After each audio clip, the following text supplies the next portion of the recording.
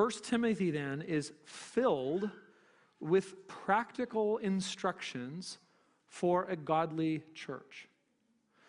Now, the last thing that we can say on an introductory kind of level here is that this letter is written to Timothy as the pastor leader of the church.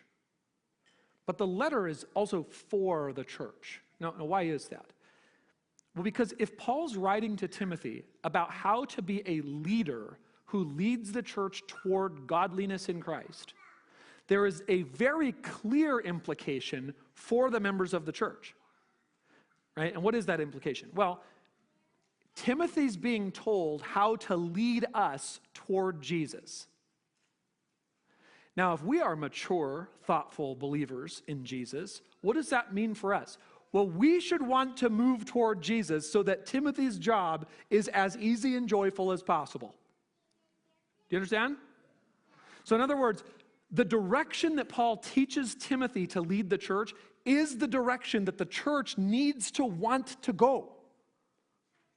Whenever there's instruction for leaders in the New Testament, there's also instruction for followers. Because if the Bible teaches how to be a good leader, it's also teaching how to be a good follower. And if it's addressing followers, if it's addressing the church, then it also is teaching leaders. If it's teaching the church which direction to follow, there's also teaching there for leaders. Here's where you're supposed to take the church. And we actually see this spelled out very, very explicitly and plainly in the book of Hebrews, chapter 13, in verse 17. We see this command to the church: obey your leaders and submit to them. Why?